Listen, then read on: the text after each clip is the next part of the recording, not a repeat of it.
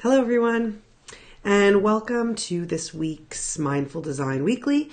Every week, every Tuesday, we do a lunch and learn, as we call it. So we talk about questions that members have submitted, or we pick a subject and we dive a little bit deeper.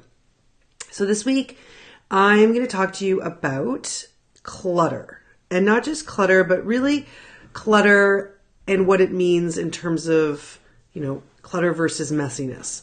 So a lot of you may be right now pursuing this decluttering. It's become quite popular with Marie Kondo's TV show on Netflix. The new year, we're kind of getting to the end of it now, but this is the time of year when people really start to think about this. And now spring is coming up. So it's really this energy of purging and decluttering. And I just wanted to talk to it a little bit about it from a Feng Shui standpoint. So, I struggle with, I don't have a lot of clutter, but I guess I struggle with the desire to really feel this compulsion to continually declutter. I don't, that isn't something that I obsess about or worry about. Maybe it's just, how I've created my space and whatnot. But I think, when you look at it from a Feng Shui standpoint, you understand that really, when you start to look at clutter and tidiness and messiness a little bit deeper, it becomes, you starts to reveal more interesting things that you should think about when you go forward. Because sometimes it can be really frustrating for people, especially if they can't do it or they get stuck or they feel it's just not working out for them. There's sometimes a little bit more to think about it. So first of all, clutter in itself is really a modern day problem. So it's not something from a Feng Shui standpoint that was really brought along throughout, the thousands of years that we've had this practice. So clutter's pretty new. And it really is connected to having material things, to things taking up space, to things being, having no function and being useless. Like when you think of clutter, you think of stuff, right?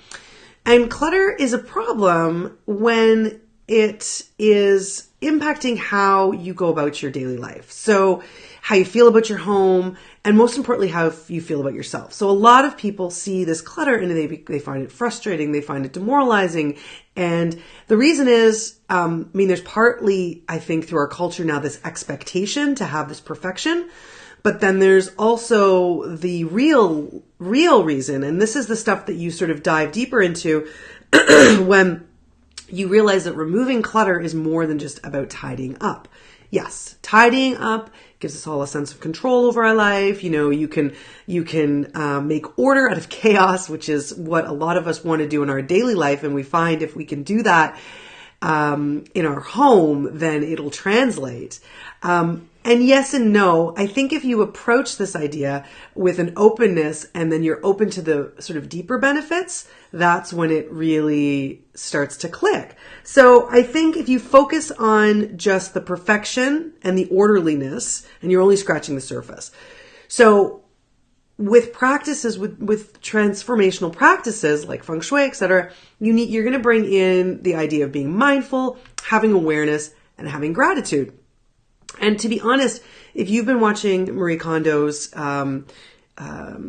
if you've been watching her series or you've read anything by her, or you've actually really sort of looked at what she's talking about and what she's saying, it's beyond the surface of just pretty organizing and this woman that comes into these people's lives. Her background is Shinto, so she comes. Most people don't really think about is the spiritual element that she brings to this practice. So that's where she's coming from. And it's been kind of translated and TVified and the things that are more important to other people. But really at the end of the day, it's really about how she helps people look at their homes. And not just how yes, organizing them. But I think what's missed is the idea that there's this reverence, there's this ritual, and there's this respect. And that is what is, and for her practice, that's where it comes from, right? So it comes from this deeper meaning. Similarly in Feng Shui, so when we speak about clutter, you'll a lot of Feng Shui practitioners, people you read about Feng Shui, clutter is going to come up. It just is. And because when we talk about it from an energetic perspective. It's something that nowadays in our Western culture and in our world in a lot of different cultures, to be honest, just in modern day society that we have to now deal with. It's another thing that we need to tackle when we're talking about the home, when we're talking about energy. So when you're talking about it from a Feng Shui perspective, it can mean where it is. So we use tools, we read spaces, we read homes, we use different tools, we use different methods. And so that when you use this Feng Shui lens and you see clutter in certain areas and in certain parts of the home, it actually means something. So then it's the idea of when you're able to remove this clutter or move past this clutter, then it's really, it's not just giving you a sense of control, it's actually changing parts of your life. So that's that deeper meaning that, when Marie Kondo does it, there's a deeper significance. When Feng Shui practitioners do it, there's a deeper significance. And I think that's what's really important. So taking that one step further, what I would like to talk about is the idea of clutter versus messiness. So now that we've all decided that our lives should be completely ordered and, we should be getting rid of things that don't, serve us or whatever, for whatever reason, that's a good thing. And yes, clutter holds you back. But on the other side of that coin is messiness itself can actually help you move forward. Because being messy is really important. It's life. It's what we need. It's how we tap into our creativity. Being tidy, on the other hand, is about order and convention. But, each has its place. So it's not binary. So what I want you guys to take away today is that if you are right now working on decluttering, moving through this to this is probably, maybe it's step one of you starting to practice Feng Shui, which is really important because you need to make space in your life, and it's really hard to make changes in your life if you don't have space.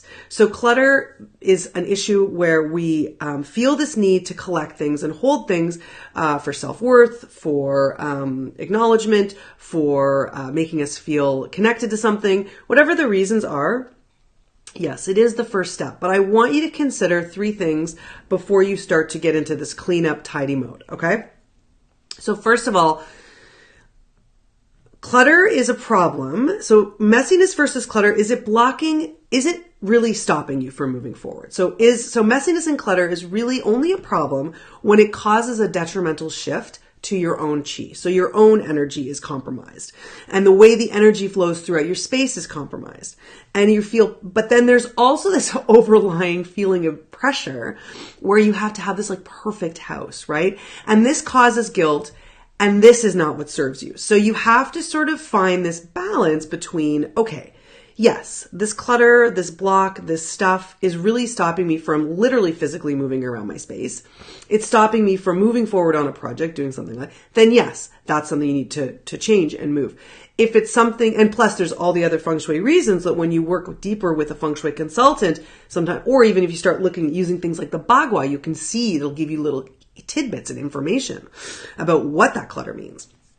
And so, but if you're sort of moving into I have to because it's sort of what I should be doing, but it's not clicking for you, and you really are starting to feel this guilt and this defeat, then there might be something else at play here.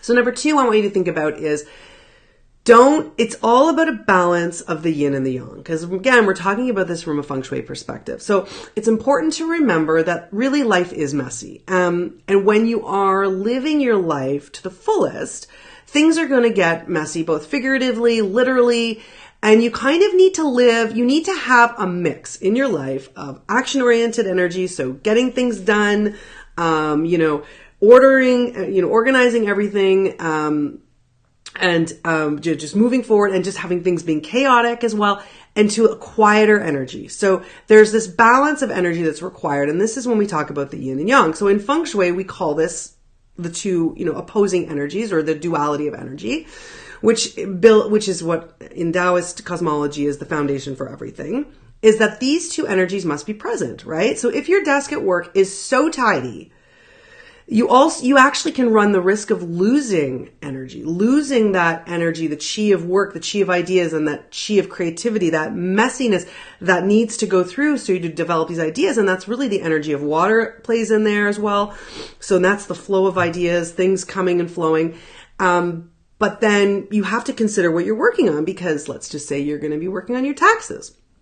If you're going to be doing your taxes, you're going to require to create more order. You're going to be able to need a visually quieter space. So again, this is this idea of a balance of yin and yang energies. So there is a compulsion to read, do, watch, see this advice that's given. Specific, different people have different techniques, and take it as fact that if it isn't completely orderly in every single instance, that therefore it's not working. And that's not what I want you guys to take away, is that you need to balance the yin and yang energy. It's not binary. Sometimes you need an orderly space. Sometimes you need a messy space. And, think about it, for instance, an empty desk. In Feng Shui, we often say an empty desk is the sign of an empty mind. So there's nothing, and it's not that you're stupid, it's that there's nothing flowing there, right? So, a messy desk is actually a good thing, not a bad thing. Okay, so the last thing I want you to think about is, and this could be part of the reason, connecting back to one, about why you find it frustrating, why you find it difficult, perhaps, to start doing this, or to really find that decluttering is clicking with you. And so in Feng Shui, we have the 5-element system. And this is, again, characteristics of energy. It's wood, fire, earth, metal, water. These 5 elements, each of them reveals a characteristic and a type of energy in both people and also in spaces. So if you have been watching Marie Kondo's Tidying Up, been reading books, or you've been, and you're just like, what? I've got this. I've been doing this for years. I'm totally way beyond this. You're most likely a metal person. So organizing, decluttering, perfecting your home, it comes really naturally to you. And that is what you gravitate to. Part of it is you don't understand the big deal. I don't get this. Really, it's just about, my socks are always in order, or I always do this a certain way. Then, that's generally a very metal person, and that's your energy. But for instance, a water person or an earth person would rather spend their time reading or cooking. So, a water person would rather be, creating and having a mess of books, and would never want to part with any of their books. There's the whole made up, thing about these book things, which, I don't think that's what Marie Kondo meant.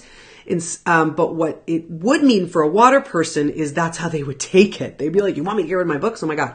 So, and an earth person is all about cooking. It's all about coming into the kitchen. It's about making a mess and cooking. So for earth people specifically, they love the idea of collecting things. And, warm, soft, nurturing spaces. A minimalist space would be totally out of their comfort zone. That's just not going to connect with their energy.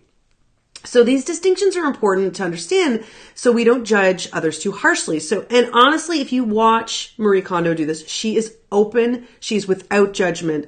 And that's her approach. That comes from that deeper spiritual openness that she comes from this. So, and then it kind of get all these technicalities and methods laid on top. But really at the end of the day, it's, you don't judge others harshly. You meet people with where they are. Okay. So, for example, I'm a water person. And so when I'm writing and creating, I have stacks of books and papers around me. I draw, I sketch as I think. It's all these crazy process. It's a bit of chaos.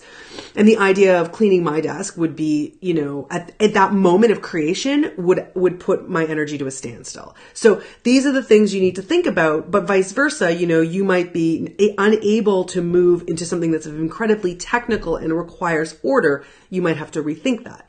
So really, what I want to leave you with is, if you're right now on a quest for perfection and this perfect, uncluttered space, just remember to be kind to yourself and to be aware, feel comfortable about the approach, from sort of look at it from a deeper, more mindful perspective, right? So yes, it is about that, but it's more than just about gaining control and having space.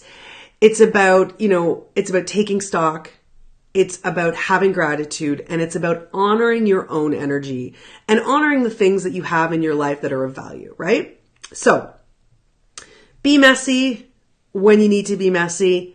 Try it out. If you're a person that's never messy and that idea is ridiculous, do it. And especially if you want to work through something creative. And for those of you that are maybe, possibly making excuses for, the fact that you love all these piles and mess and you're having trouble, organizing a particular thought, try, clearing off 50% of your desk. Okay. Try that for a little tip. Don't make it completely void because, again, an empty desk, empty mind, so you want to keep it moving. Okay? So that is it. That's what I wanted to leave you with. I wanted to kind of give you a different perspective on clutter versus messiness, that it's not binary, that neither is, well, okay, clutter's not great, but that messiness itself has its place, as well as order and tidiness has its place. So that's it for this week. We will have another Lunch and Learn next Tuesday, of course, and we will see you there. Okay? Thanks a lot. Bye, everyone.